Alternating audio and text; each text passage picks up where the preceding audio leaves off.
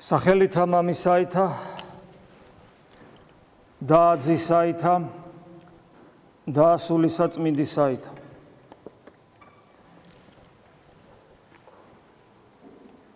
ადამიანი განსასწრების გარეშე არ არსებობს. ჩვენ რა თქმა უნდა ძალიან გვინდა ყველას რომ არ გქონდეს განსასწრები. ვითხოვთ კიდევაც მამაო ჩვენოში უფალმა ამის უფლება მოგცა რომ შეგვიყვანებ უფალო ჩვენ განსასწრელს. თუმცა მამაო ჩვენო ჩვენ ამაზე გვისაუბრია სხვადასხვა დროს და ალბათ პერიოდულად მიუბრუნდებით ხოლმე მას ამ დიდებულ ლოცვას, იმიტომ რომ ეს არის ერთგვარი გარდამტეხი მოციქულთა და საერთოდ ქრისტიანთა ცნობიერებაში, მორწმუნეთა ცნობიერებაში, იმიტომ რომ ის რაც ჩვენ გვჭირს დღეს ქრისტიანებს ვჩივით, თორე ზოგადად ადამიანს ჭირს თავისთავად ცხადია, ჭირდათ მოციქულებსაც, ანუ როდესაც მათი ღმერთთან ურთიერთობის მოტივაცია იყო რაღაც მიზანი ამქვეყნიური, ან შეიძლება მარადიულიც იმ ქვეყნიურიც, ოღონ იყო რაღაც მიზანი, რომელიც ღმერთი არ იყო. აი ისლამში არის მსგავსი ამ, როცა თქვათ 60-ს ელოდებიან, თქვათ ჯილდოთ. ამ ქვეყნიური მიზნები გასაგებია და ან როცა ჩვენ თქვათ მარადილ სიცოცხლეში რაღაც ბუნდოვანი წარმოდგენა გვაქვს და 60-ს ველოდებით. და ღმერთი არის საშუალება, რომ ეს მიზანი იქნას დაკმაყოფილებული. ღმერთი არასოდეს, ეს უნდა უბრალოდ კარგად ვიცოდეთ ქრისტიანებმა და ნუ გვავიწყდება, რომ ღმერთი არასოდეს არ არის საშუალება რაღაცის მისაღწევად. ღმერთი ყოველთვის და ყოველთვის არის მიზანი. მხოლოდ ღმერთია მიზანი. სხვა მიზანი ჩვენ არ გვაქვს. ეს არის ქრისტიანული სარწმუნოების ქვაკუთხედი, შეიძლება ასე ითქვას.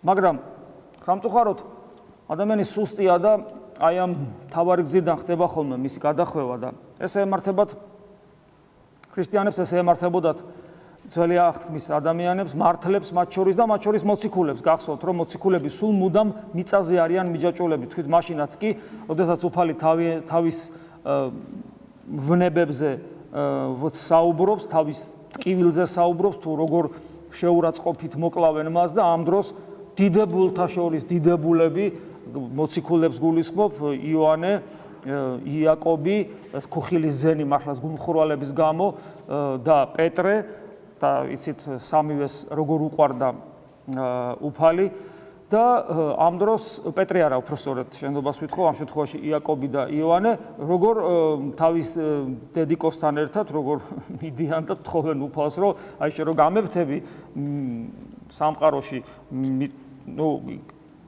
წარმოდგენა ესეთი ქონდათ, რომ ეს მიწიერი მეუფე იქნება, ერთი მარჯვენით დაждდება ჩემი შვილი და ერთი მარცხენით და მოციქულებიც ამას ითხოვდნენ. ან ასე მაგალითად როცა უფალი მკვდრეთით აღდგარი მაცხოვარი ამაღლების წინ, ამაზე დიდი რა არის, ხო, აღდგა მკვდრეთით. ეხლა ამაღლება უნდა მოხდეს და ამ დროს მოციქულებს ეს ინტერესი აქვს, რომ აბა როდის დამყარდება შენი სამეფო დედამიწაზე. ამიტომ როცა უფალი ეუნება, როცა ეკითხებიან მოციქულები როგორ ვილოცოთ, უფალი ასწავლის როგორ ილოცონ. და მამაო ჩვენოს როცა ასწავლის. და ეს იმ კონტექსტში ხდება ამ ლოცვის სწავლა, სადაც უფალი ეუნება, რომ წარმართებში მაინდა-მაინც ნუ ვიგულისხმებთ, მაინდა-მაინც რაღაც საშნელი კერპების თაყვანისცემელს. ადამიანი, რომელიც ჭეშმარიტ ღმერთს წყდება, ვიგულისხმებთ, რომ ეს წარმართია, თუნდაც ის აღსარებლობითად ნომინალურად წარმართი არ იყოს. წარმართებივით ნუ ლოცულობთ და როგორ ლოცულობენ წარმართები, უფალი იქვე განგვიმარტავს, ჩანს ეს კარგად კონტექსტიდან. ადამიანები, რომლებიც მუდამ რაღაცას ითხოვენ ღმერთს, ადამიანები, რომელთა ლოცვის მოტივაცია არის ყველაფერი, თუნდაც სიკეთე გარდა ღმერთისა. ეს არის წარმართული მიდგომა, ხოლო ქრისტიანული მიდგომა არის ესეთი, რომ ეძებდე ღმერთს, ანუ სასუფეველი ამ შემთხვევაში იგივე ღმერთია, ეძებდე ღმერთს და იმედი გქონდეს იმისა, რომ ღმერთმა იცის, შენ რა გჭირდება. რა თქმა უნდა, საბოლოო ჯამში უფალს მაინც არ აუგზალია ჩვენთვის მიწიერი სათხოვარიც, პური ჩვენი არსობისაში შეიძლება ვიგულისხმოთ რაღაც მიწიერი პრობლემების მოგვარებაც. მაგრამ უპირატესად იგივე პური ჩვენი არსობისაში, რომელიც არსობრივად ქრისტეს ნიშნავს, პური არსობისა. მე ვარ პური, რომელიც გარდა მოვხეთ ზეცით და ყველა სიტყვა მამაო ჩვენოში. ყველა სიტყვა არის ჩვენი ვედრება ღვთის წინაშე, რომ ვიყოთ ღმერთთან. და მათ შორის ნუ შეგვიყვანებ განსასწრებელშიც ეს იგულისხმება. უპირველესად, უპირატესად. ანუ განსასწრებელი ბევრნაირია, როგორც გითხარით, მაგრამ ამ შემთხვევაში მამაო ჩვენოში არის განსასწრებელთა შორის ყველაზე დიდი განსაცდელი. რა არის განსასწრებელთა შორის ყველაზე დიდი განსასწრელი? როდესაც მე ვიცი, რომ არის ღმერთი, მეტიც მე ვიცი როგორია იგი მეტნაკლებად ის რაც საჭირო ადამიანმა იცოდეს გამოცხადებითად, ანუ მე ვიცი ჭეშმარიტი გამოცხადება, ჭეშმარიტი ღმერთისა. მეტიც მე ვიცი როგორ ვეძებო იგი, ეს რაც ჩამოვთვალე, ვიცით როგორია ღმერთი და როგორ ვეძებოთ იგი, სამწუხაროდ ბელმა ქრისტიანმა არ იცის, სამწუხარო რეალობაა ეს, მაგრამ ნუ ჩავთვალოთ რომ ჩვენ თქვათ, მოგვეცა მადლობა ღმერთს ვიცით, ეს ყველაფერი ვიცით, მაგრამ და კიდევ ერთი ყველაფერს ვაკეთებ იმისათვის, რომ ამ გზაზე ვიარო და ამ გზას თავად ქრისტე ქვია იცით, მაგრამ არაფერი გამოდის. აი ხო ხვდებით, ყველაზე მთავარი რაც არის, როცა მე ვიცი რა არის ყველაზე მთავარი. როცა მე ვიცი როგორია ეს მთავარი და ვინ არის. როცა მე ვიცი როგორ ვეძებო იგი. და როცა მე ამ ყველაფერს ვაკეთებ. ვაკეთებ მაქსიმალურად. შეძლების დაგვარად ამოუწურეთ ჩემი შესაძლებლობები. და მაინც ღმერთს ვერ შევხვდი, ხო წარმოგიდგენიათ, ამას დიდი განსასწრელი რა შეიძლება იყოს. ამიტომ როცა ჩვენ ვსაუბრობთ განსასწრელზე, ყველაზე დიდი განსასწრელი ეს არის, იმიტომ რომ ვერ ვახერხებთ ღმერთთან ერთობას. რა თქმა უნდა, ეს განსასწრელის უმაღლესი სახე, რომელიც ჩვენთვის უნდა იყოს ცნობილი, თუ ჩვენ გვინდა ქრისტიანები ვიყოთ, და ისე განსასწრელებს კიდე ამ ქვეყნიურს რა გამოვლევს. ამიტომ როცა ჩვენ ვსაუბრობთ, რომ ადამიანმა არ შეიძლება არ იცოდეს განსასწრელის შესახებ და ადამიანმა ქრისტიანმა კიდე არ შეიძლება არ იცოდეს უმთავრესი სულიერი განსასწრელის შესახებ, როცა ვსაუბრობთ ამაზე, გულისხმობთ, რომ ჩვენ საკუთარ ტყავზე გვიწონებია ეს და ჩვენ ვიცით ეს რა მწარია და ეს რომ კარგი არ არის და ეს რომ გვიშხამავს, მოდი ესე ვთქვათ, ჩვენს ადამიანობას, ჩვენს ღვთის ხატობასა და მსგავსებას, ჩვენს ბედნიერებას. როცა ადამიანი მართლა ადამიანია და მithumetes ქრისტიანია, მისთვის უდიდესი განსაცდელია მოყვასის უღმერთობა. რაც უფრო სიწმინდეს უახლოვდება ადამიანი, მით უფრო ძვირფასია ნებისმიერი ადამიანის უღმერთობა. და დიდი წმინდანები, მათ შორის განდეგილებიც კი ტიროდნენ სოფლიოში ადამიანთა უღმერთობაზე. ისე კაცმა რო თქვას, თუ ოდნავ მაინც ხანდახან თქვენს გულს მადლი შეხებია, ხანდახან შეიძლება ეს იგრძნოთ. რა საშინელებაა, რა უბედურებაა, როცა ადამიანი უღმერთო ცხოვრობს. და კიდევ რა საშინელება და უბედურებაა, რომ ამ ადამიანს ვერაფერს ვერ აგებინებ. შეუძლებელია რამე გააგებინო, იმდენად დახურულია გული.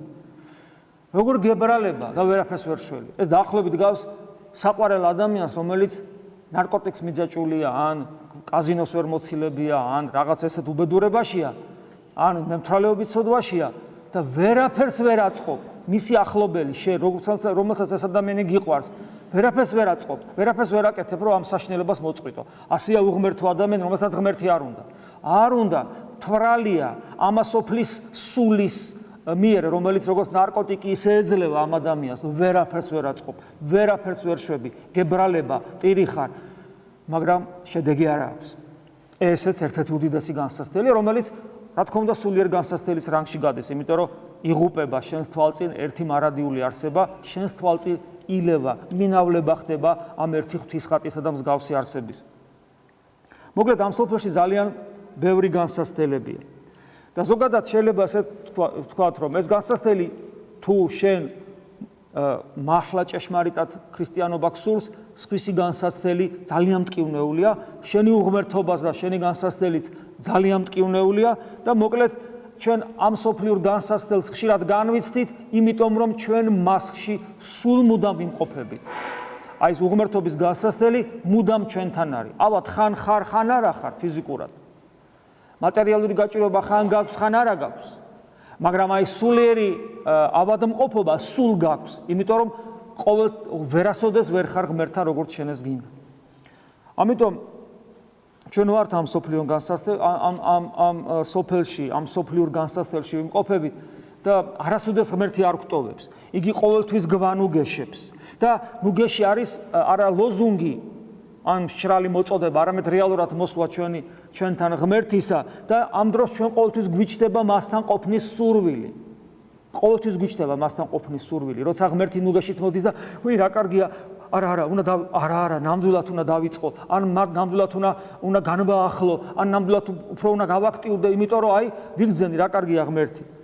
და ჩვენ მისკენ მივდივართ, მოგვიწოდებს და მისკენ მივდივართ, მაგრამ კვლავ იწყება ამასოფლის სულის შემოტევა, ამასოფლიური განსასწრელი, ამასოფლიური აზროვნება, კვლავ კარგავ ღმერთს და გადარჩენა კვლავ უფლისაგან არის. აი ეს ზოგადი სქემა, რომელსაც თითოეული ადამიანი გადის თავის ცხოვრებაში და ამის გამოცდილება თითოეულ ჩვენთაგანს აქვს და აი ეს ზოგადი სქემა რა საინტერესოდ არის, ესე იგი, როგორ საინტერესოდ წარმოჩინდა დღევანდელ სახარებაში მათე მახარებლის მე-14 თავში, რომელიც იქნა აღმოკითხული დღეს წირვაზე. პირველი რაც ვთქვით, ეს ამ სოფლიური განსაცდელები და როგორ კარგად ჩანს დღევანდელ სახარებაში ეს ამოგიკითხავთ. ნავი იგი განშორებული იყო ქვეყანით მრავალ უტევან ეს საზომი ერთეულია, ქვეყანით ანუ მიწისგან და იგვემებოდა ღელვათაგან, რამე თუ იყო ქარი იგი პირით კერძო. ღელვა, ზღვა საერთოდ, ღელვა, ქარი ყოველთვის არის სიმბოლოები განსაცდელისა წმინდა წერილში.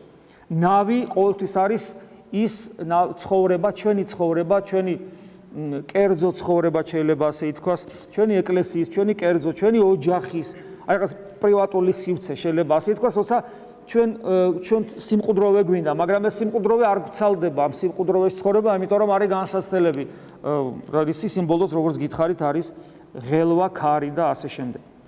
აი ჩვენ ვიცით რომ მოციქულებმა შეცურეს და ეს განსაცდელი, რეალური განსაცდელი, რომელიც ჩვენთვის სიმბოლური სახეა ამ შემთხვევაში, თუმცა ეს რეალურად მოხდა და არიან განსაცდელებში. გახსოვთ, უფალი მიდის ზღვაზე დღევანდელ სახარებაში, მე მგონი usmendit. ზღვაზე პირდაპირ წყალზე მიდის. და აი როცა ადამიანს აქვს განსაცდელი და აქვს გონია რომ იღუპება, არასოდეს სინამდვილეში უფალი არ გტოვებს. უფალი მოდის განსაცდელში ყოველთვის. ყოველთვის მოდის. ხო შეიძლება ხანდახან არ მოდის, ადამიანი იკითხავს. მე ეგეთი მაგალითი არ მახსოვს, ჩემი პატარა, მაგრამ რაღაცა პრაქტიკით, სამღვდელო პრაქტიკას გულისხმობ. უამრავი ხალხი მოდის, ძალიან ბევრს აქვს განსაცდელები, ზოგს ძალიან მძიმე, ყოველთვის მიდის განსაცდელში მყოფთან. ღმერთი, ოღონდ აქ არის ერთი პრობლემა. მოდის უფალი, მაგრამ ჩვენ მას ხელს ვკრავთ. რატო ვკრავთ? იმიტომ რომ ჩვენ არ გვინდა ის. ეს ძალიან ხშირად ხდება ხოლმე. და შემდეგ ეს განსაცდელები პერმანენტულ სახეს იღებს, არ მთავრდება. იმიტომ რომ უფალი მოდის და ერთადერთ უფალს შეუძლია დააწყნაროს ეს განსაცდელი, მაგრამ შენ მას ზურგს აქცევ. შენ მას ვერ ხედავ, იმიტომ რომ შენის არ გჭირდება. განსაცდელი არ გინდა, მაგრამ პიროვნულად ღმერთი არ გჭირდება. უფალი მოდის ჩვენთან განსაცდელში და ნახეთ ეს როგორც ჩანს იგივე სახარებაში, მეოთხე სახმილავსა ღამისასა, აქ ყოველი სიტყვა ძალიან ღრმა სიმბოლურია. რატომ მეოთხე? ანუ უკვე როცა ღამე გათენებისკენ მიდის და არა მესამე სახმილავი და ანუ მე სიღრმისეულად ამ ადგილებს ახლა ჩვენ არ განმარტავთ. უბრალოდ მოდის მეოთხე სახმილავსა ღამისასა, მოვიდა მათა იესო სვლით ზღვასა მას ზედა. ანუ ზღვასა მას ზედა ადამიანურად მოვიდა. ხო აი ისე მოდის ღმერთი განსაცდელში. რომ შენთვის ეს ყოველთვის მოულოდნელია, სასწაულებრივია, განსაცვიფრებელია. აი მოვიდა ხსნა, რო არ მოელოდი. და ადამიანებს ეშინიათ განსაცდელში და ყოველთვის როცა უფალი მოდის, ყოველთვის განუგეშებს, შეშინებულებს. მეხსაულად ეთყოდა მათ იესო და რქვა, კადნიერ იყავით, მე ვარ ნუგეშინი. აი ეს არის პრობლემა. მე ვარ უფალი, როცა ჩვენ გვეუბნება, ჩვენ უნდა დავინახოთ, ჩვენ ვერ ვხედავთ უფალს. ჩვენი პრობლემა სწორედ ეს არის. თან როგორ არის უფალი? აი სხვათა შორის რამდენიმე მახარებელს აქვს აღწერილი, ჩვენ დღეს ეს მათე მახარებლიდან მოვიკითხეთ. და სხვა მახარებელთან როგორ წერია, იცით, რომ ნავი ხო იგვემება ღელვათაგან. უფალი მოდის და როგორ წერია, იცით, უფალი მოდიოდა თითქოს არა ნავისკენ, არამედ შეიძლება და გვერდი აევლო ნავისკენ და წასულიყო. ესე ჩანს მახარებელთან. შემთხვევით არ არის ეს. და უფალი მიდის ნავში, იმიტომ რომ ისინი შეღაღადებენ, უფალო გვიხსენ. და მათ რომ არ დაენახათ უფალი, მათ რომ ვერ ეცნოთ, ან თქვა ძინებოდათ სიტყვაზე, ან შიშისაგან, ანუ გესმით, მათ მოუხმეს უფალს, თორე იქ სახარება ჩანს, რომ მათ უფალს გვერდზე უნდა აევლო. განსასწრელში უფალი მოდის მაშინ, როცა შენ მას მოუწოდებ, იმიტომ რომ ის შენზე არ იძალადებს. და ამშვიდებს, მე ვარ, ნუ გეშინიათ. და ამ დროს, როცა უფალი ჩვენთან მოდის განსასწრელში, ხო ხვდებით უფალი როგორ მოდის? უფალი მოდის გულში. გულში მოდის ღმერთი. წესით ადამიანს, მით უმეტეს როცა საუბარია სულიერ განსაცდელზე. და ასევე მიწიერზე, როცა უფალს მოუხობ, ყოველთვის გიჩნდება ადამიანს ღმერთთან ყოფობისა. აი, ჩვენ ენაზე რო ვთქვათ, გინდება რომ ქრისტიანული ცხოვრება ბოლოს და ბოლოს დაიწყო.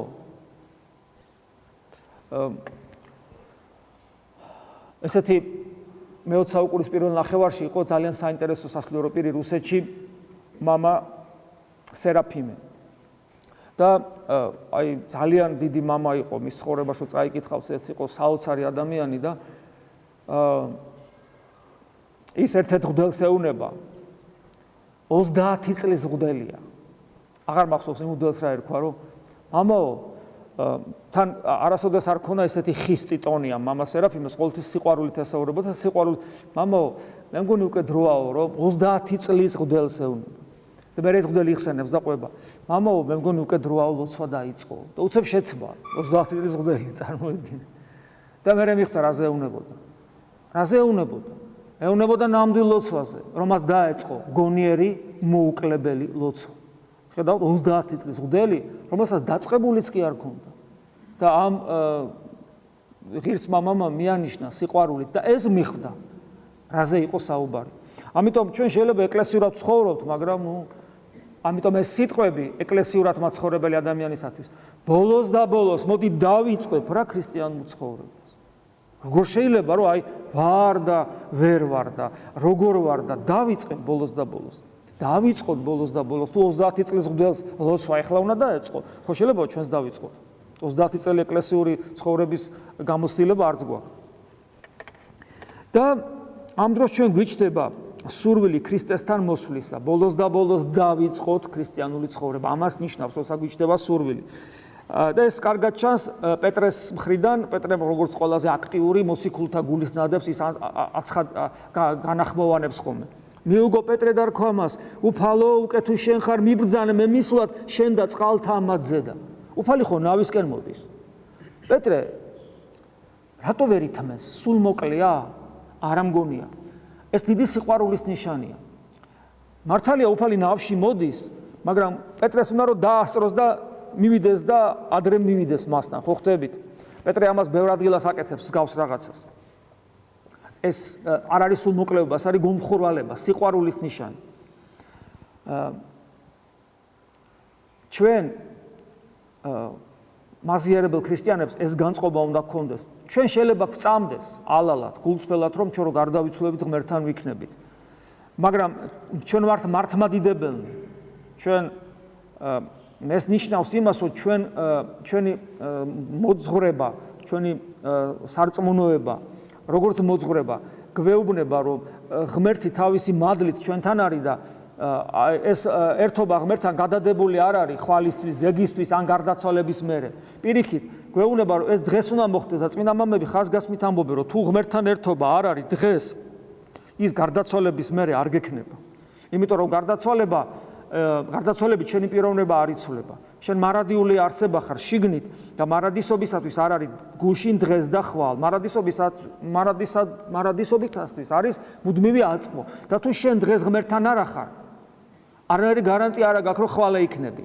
და მით უმეტეს გარდაცვალების მერე, იმიტომ რომ დღეს და ხვალ და ზეგს სანამ შენ ამ ქვეყნიურად ცოცხალი ხარ და შემოქმედებითი ენერგია გაქვს, შენ შეიძლება ბევრი რამე აკეთო ღმერთთან ურთიერთობისათვის და როცა შენ პასიურ მდგომარეობაში გადახვალ, სხეული რო აღარ გექნება გარდაცვალების მერე, შენ ეს უნარი მოგესპობა. ამიტომ შენ თუ დღეს ღმერთთან არ ახარ და არ ახარ იმიტომ რომ არის სურვებ და არაფერს არ აკეთებ იმისათვის რომ ღმერთთან იყო, როგორ ფიქრობ, მე როგორ რა უნდა მოახერხო და როგორ უნდა იყო?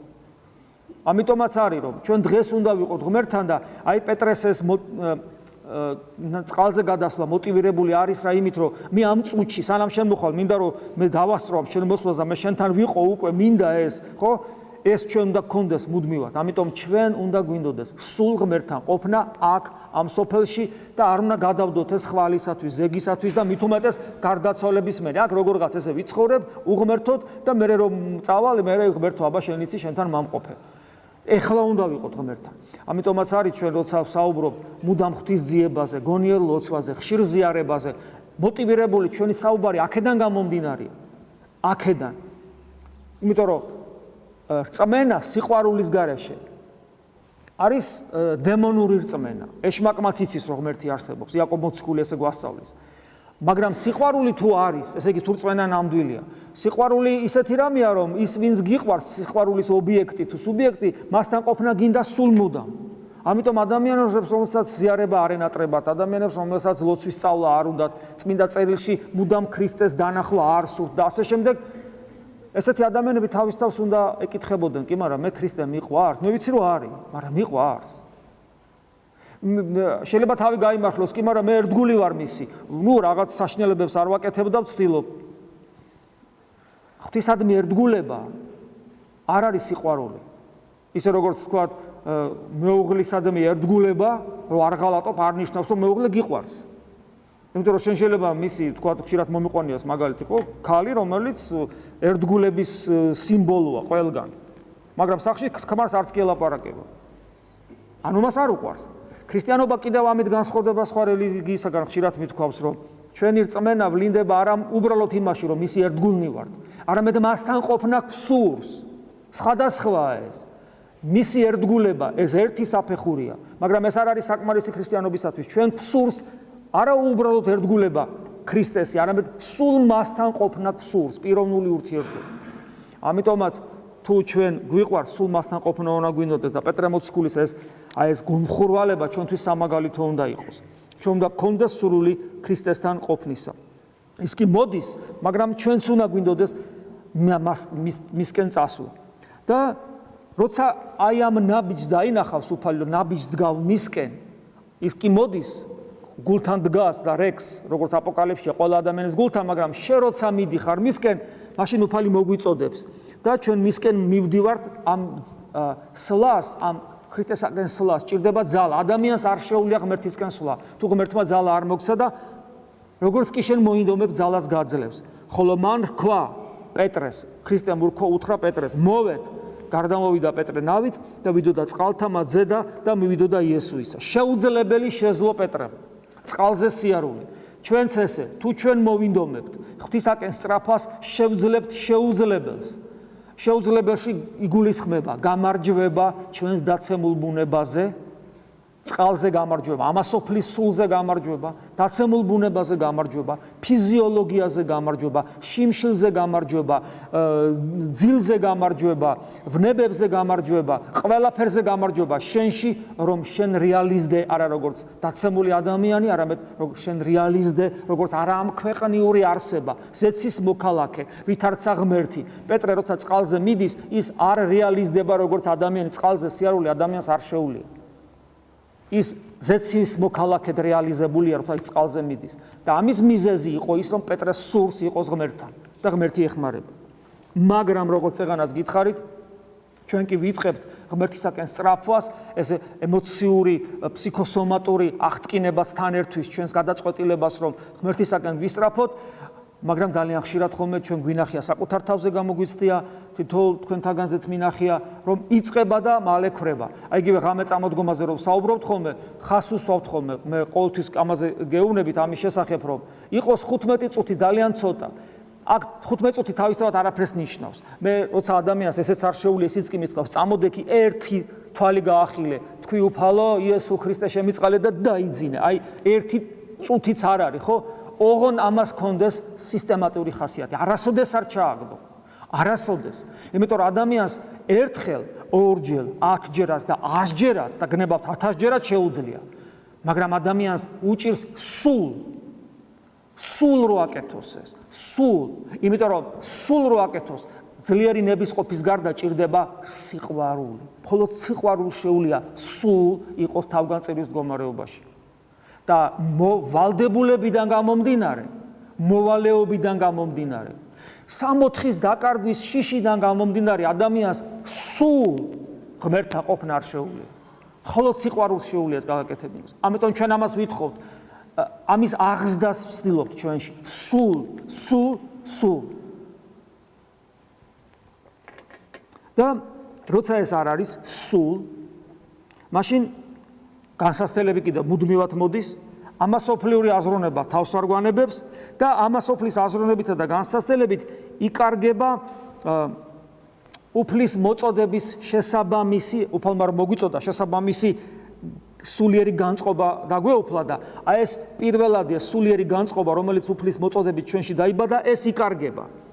და ჩვენ მიუხედავად იმისა, უფლის მოწოდებაც გვახსოვს, გარკვეული გამოცდილებაც გვაქვს უკვე. პეტრეს მაგალითში გამოცდილება ისე, რომ წყალზე რეალურად დადის. ხო, ამხელა გამოცდილებაა, ხო, დადის, წყალი ძირება. ჩვენც ესე გვაქვს ხოლმე, გარკვეული მოწოდებაც გვახსოვს ის განწყობას, როგორ შეეხო ჩვენ გულს უფალი, გარკვეული გამოცდილებას დავაგროვეთ იმ პერიოდში, სადაც ჩვენ ღვთისაკენ მივისწრაფედით, მაგრამ აი ამ ყველაფერზე, მათ შორის ჩვენს გამოცდილებაზეც მაღლა დგება ადამიანური განსჯა. ნახეთ როგორი იყო განსჯა, პეტრეს რა დაემართა, აიმე როგორი ძლიერი ქარია, როგორი ძლიერი ტალღებია, წესით ტალღებში ხო უნდა ჩავიძირო. წყალზე დგას, არ იძირება და წესით ხო უნდა ჩავიძირო. იმიტომ რომ როგორ შეიძლება, იწყებს ადამიანურ განსჯას, ჩვენს ესე. იცი დავიღალე, სამსახური მაქვს, ოჯახური საქმეები მაქვს, ჯანმრთელობა ხელს არ მიწყობს, ადამიანი უამრავ მიზეზს მონახავს. რომ გადაწყვიტოს, მოდი ახლა ღამე არ ავდგები, მოდი ახლა წირვაზე არ წავალ, ხო ვეზიარე წინაკვირაზე, მოდი ახლა არ ვეზიარები და ასე შემდეგ ადამიანური ლოგიკა იწყებს უპირატესობას იღებს ჩვენში და აი ეს წყალზე სიარულის ეს საოცარი, როცა შენ მართლაც ამასოფლის სულზე ზემოთ გახარდა ღვთისაკენ ისრაფი, იმ წამსვე იკარგება და პეტრე იძირება წყალში. და ვითარცა აიხილა ქარი იგი ძლიერი, შეეშინდა და იწყო დანთქმა. ქრისტესკენ მიდის, წყალზე დგას და შეეშინდა წყლის. და ამის мотиваცია იყო ის, რომ შეაფასა ადამიანური ლოგიკით ის, რაც მის გარშემო ხდებოდა. თუმცა რა თქმა უნდა, ამ შემთხვევაში არ დაიღუპა, იმიტომ რომ პეტრეს უყვარს ღმერთი. და არ დაიღუპა იგი, იმიტომ რომ პირველი რაც გააკეთა, როცა იღუპება, კვლავ ქრისტე ახსენდება. და იგი ამბობს ესე, ღაღატყო და რქვა, უფალო მიხსენე და მეხსეულად განყო ხელი იესო და უპყრა ხელი მას და ამოიყვანა და თან ეუნება, მცირედ მორწმუნეო, რატო შეორგულდი. ანუ აი ამ ჩვენს ორჭოფობას მცირედ მორწმუნეობად გვითვლის, ოღონდ მცირედ მორწმუნეობა თავისთავად არ იქნებოდა ჩვენთვის დანაშაული, რომ მცირედ მორწმუნეობის საფუძველი არ იყოს უსიყვარულობა ღვთისა. იმდანაც ძლიერი უნდა იყოს ღვთის სიყვარული, რომ ჩვენ სიკვდილზეც ვზად ვიყოთ. მაშინ არასოდეს არ ჩავიძირებით.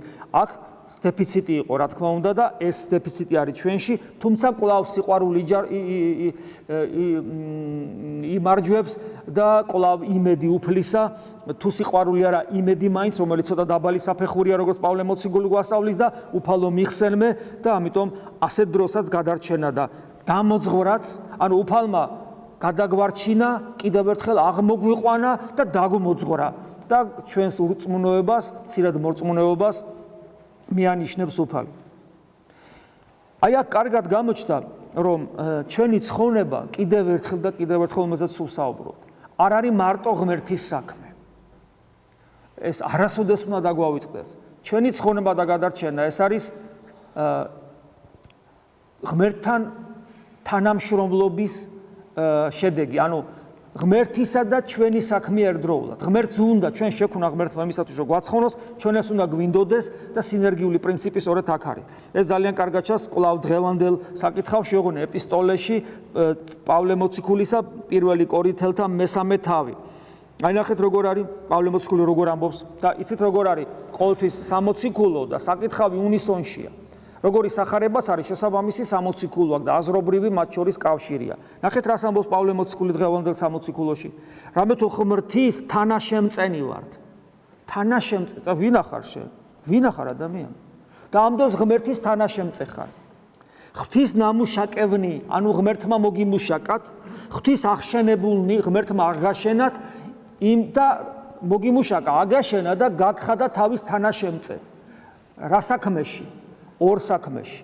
პირველი, საკუთარი სულის გადარჩენა და მეორე, იმ თავარი საქმის განსრულება, რომელიც განკაცებულმა ღმერთმა დაიწყო, ეკლესია დაარსა და ეკლესიის სხეულის ზრდა. აი ეს უმთავრესი საქმიანობა. აი ამ საქმეში ხარ ღვთის თანამუშაკი. და ეს რა თქმა უნდა ერთმანეთთან კავშირშია. ანუ პიროვნული გადარჩენა და ღვთის საქმის აღსრულება, ანუ ეკლესიის მისტიური სხეულის და ეს ყველაფერი ძალიან კარგად არის სწორედ სახარებაშიც ამ დროს, იმიტომ რომ ჩვენ აშკარად ხედავთ, რომ პეტრე და უფლის ერთობა და ამ სარწმუნოების ზეიმი პეტრეში მერე ნავში რო შედის ყველაფერი როგორ წყნარდება გახსოვთ ხო? ღელვა ჩასხრა ყველაფერი. ანუ დამშვიდა, ამას ოფლის ბობოქარის სული დამშვიდა, ღმერთი მათთან არის ამ განსასწელში და განსასწელი დასრულდა. ანუ სულის მყუდრო, აი როგორც საიდუმლო ლოცვებში წერია, ვევედრებით, შენი ნების მყუდრო ნავსაყუდელში შემიყვანე უფალო. ჩემი ნებით რო ვაკეთებ, კი ვარ შფოთში. შენი ნების მყუდრო ნავსაყუდელში შემიყვანე უფალო. აი ამას ვევედრებით ხოლმე საიდუმლო ლოცვებში, როცა ვკითხულობ ჩვენ ხმამაღლა ამ ლოცვებს და ესე იგი, ხედავთ, არ მოხდებოდა პეტრეს აქტიურობის გარეშე, მოციქულთა მოწოდების გარეშე, რომ დაინახეს უფალი მიდიოდა, არ მოხდებოდა მოციქულების და უფლის შეხვედრა. შეიძლება ისინი მართლა გადარჩებოდნენ, მაინც უფალი მათ არ დაღუპავდა, ისინი ამ ღელვაში გადარჩებოდნენ, მიცურავდნენ, მაგრამ აი ეს მნიშვნელოვანი რამ რაც მოხდა, შეხვედრა, ეს საოცარი სასწაული ამას ოფლის სულზე გამარჯვებისა, როცა პეტრეს ზღვაზე დადის, მერე პეტრეს მცირედ მორწმუნეობა, მერე ისევ უფლის მიერ გადარჩენა, მერე ამ ღვთის ნების მყუდრო ნავსაყუდელში შესვლა, ეს ყველაფერი არ მოხდებოდა. და ყოველი ამ შემთხვევით ხო მოციქულები იზრდებოდნენ, ყოველი თითოეული ჩვენთაგანთან უფლის მოსვლით ხო ჩვენ ვიზრდებით. აი ეს არ მოხდებოდა. ესე იგი შეუძლებელია ჩვენი გადარჩენა, ჩვენი აქტიურობის გარეშე, იმიტომ რომ ჩვენ ღვთის თანაშემწენი ვართ. და ამ ღვთის თანაშემწეობას თავისი ნაყოფი აქვს. და ეს ნაყოფის დღევანდელ სამოციქულოში ამოვიკითხეთ. ეს ნაყოფი ესე ჟღერს. არა უწყითა, ეს ადგილი თქვენ იცით, კიდევ ერთხელ გვახსენებს პავლე მოციქული. არა უწყითა, რამე თუ ტაძარნი ღვთისანი ხართ და სული ღმრთისა დამკვიდრებულ არს თქვენ შორის. კიდევ ერთხელ გვახსენებს, ღვთის ტაძრები ვართ, ღვთის სული ჩვენში დამკვიდრებულია. და ეს კიდევ ერთხელ მიანიშნებს ერთ ძალიან მნიშვნელოვან რამეს, რომ ჩვენ ღვთის ტაძარი ვართ და ჩვენში შიგნით არის ღვთის სული დამკვიდრებული. რაზე მიანიშნებს? ეს მიანიშნებს იმაზე, რომ სულიერი ცხოვრებაში ღმერთთან ურთიერთობა არ არის ჩვენთვის რაღაც გარეგანი ფენომენი. ეს არის უპირატესად შინაგანი მოვლენა, შინაგანი ფენომენი და შესაბამისად ღვთის ძიების, პიროვნული ძიების გარეშე, გონიერი ლოცვის გარეშე, ღმერთთან ხშირი ზიარების გარეშე, ანუ მთლიანობაში ესე რომ ვთქვათ, მადლის მოხვეჭის გარეშე, ჩვენი ადამიანური რესურსით არ შეგვიძლია ვიყოთ ღმერთთან, იმიტომ რომ ღმერთთან ყოფობა შინაგანი მოვლენაა, შინაგანი ფენომენია და სულიწმინდა უნდა იყოს ჩვენ შიგნით და ჩვენი ცხოვრება და ღმერთის ცხოვრება განუშორებელ მოვლენად უნდა იქცეს. და თუ ესე არ ცხოვრობთ, თუ ჩვენს არსებას არ განვამზადებთ ღვთის ტაძრად, სადაც უნდა ღმერთი დამკვიდრდეს, მაშინ ძალიან მძიმე მდგომარეობაში აღმოჩნდებით, როგორც აგზელებს პავლე მოციქული, რომელმან ტაძარი ღვთისაი გახწნეს. რაც ნიშნავს გახწნა ღვთის ტაძარისა, როცა შენს მაინდა-მაინც რაღაც მძიმე ცოდვებში ყოფნას კი არ გულისხმობს, მძიმე ცოდვებში ყოფნა თავისთავად ცხადია, რომ გასაგებიც არის. თქვათ არა ვარ მძიმე ცოდვებში, მაგრამ თუ არა ვარ მე მძიმე ცოდვებში, ჩემს ბუნებას, რომელიც ღვთის ტაძრობისთვის არის შექმნილი, ვიყენებ არადანიშნულებისაა. აი წარმოედგინეთ, ტაძარი, აი კომუნისტები რო აკეთებდნენ. ზოგიერთ ტაძარს შეურაცხყოფდნენ, რომ ესე იგი საქონლის სადგომად იყენებდნენ და ესე იგი ტუალეტებსაც კი აკეთებდნენ ტაძარში და საკურთხეველში, მათ მიზანმიმართულად საკურთხეველში ტუალეტებს აკეთებდნენ ხოლმე კომუნისტები, ესე იქცეოდნენ, ათეისტები. მაგრამ ზოგ შემთხვევაში თეატრი იყო, ზოგ შემთხვევაში ბიბლიოთეკა იყო და ასე შემდეგ. ნებისმიერ შემთხვევაში, მათ შორის თეატრიც რო იყოს და ბიბლიოთეკაც, არის შეურაცხყოფა ტაძრისა, იმიტომ რომ არა მიზანმიმართულად არის გამოყენებული საღვთო-სახლი. ასევე ჩვენ შეიძლება მძიმე ცოდებს არ ჩავდიოდეთ, მაგრამ თუ ჩვენი არსება არ არის იმისათვის მოწოდებული, არ იქნება რომ ჩვენი არსება იყოს ღვთის ტაძარი, ჩვენ ამით შეურაცხყოფას ვაყენებთ. ეს არის გაღწნა ღვთის ტაძრისა, როგორც პავლე მოციქული ამბობს. და რომელმაც ტაძარი ღვთისა გააღწნეს იგიც საღმერთმა. ანუ ჩვენი პიროვნება ზარალდება ამითი, რომელმაც არ დაუშვა, არ გააკეთა ის, რომ ჩვენი არსება ყოფილიყო ღვთის ტაძარი. და კიდევ ერთხელ იმეორებს, რამე თუ ტაძარი ღვთისაი წმინდა არს. რა საოცარ ამას ამბობს. აქ რო თქვა ტაძრებში რო რაღაცას აკეთებდნენ, მათ შორის თეატრს თქვა და ბიბლიოთეკას შემდეგ ამით და რაც არ უნდა გააკეთებინათ კიდე სხვა, ამით ტაძრის სიწმინდე არ იბღალებოდა, ტაძარი მაინც კვლავ წმინდად რჩებოდა. და ეს კიდე უარესია. ის წმინდად რჩება, მაგრამ შეურაცხყოფელი კიდე უფრო მძიმე მდგომარეობაში ვარდება. ამით რამე თუ ტაძარი ღვთისა წმინდა არს. და ამიტომ არის ეს ჩვენთვის მძიმე ცოდვა, იმიტომ რომ ყოველთვის ღვთის შეურაცხყოფელი ვართ, როცა ჩვენ შესაბამისად არ ცხოვრობს, და რო არ გვეგონოს რა ტაძარზეა საუბარი, კვლავ პავლე მოციქული მიგვანიშნებს. ტაძარი ღვთისა წმინდა არს, რომელი ეგეხართ თქვენ, ანუ თქვენ ახართ ტაძარი ღვთისა. მე დღეს ახალი არაფერი მithქვავს, მაგრამ ისევე ჩემთვის მე ჩემ თავსაც ვესაუბრები ამ დროს, კიდევ ერთხელ ჩემ თავს შევახსენებ, თუ რა არის ჩემი საკეთებელი, რომ ჩვენ არა გვაქვს იმის დრო, რომ მოვდუნდეთ და ჩვენი ბედნიერება არის ღმერთთან ყოფობაში, იმ ღვთის ნების მყუდრო ნავსაყუდელში მასთან ყოფობა და ღმერთმა მოგცეს ძალა, რომ აი ამ დიდ საქმეში ღვთის თანაშემწენი, ღვთის თანამშრომელი ვიყოთ. უფალი შეგვეწიოს, ამინ. მადლი უფლისა ჩვენისა იესო ქრისტესი და სიყვარული ღმრთისა და მამისა და ზიარება სული საწმინდისა იყოს თქვენ ყოველთა თანა. ამინ.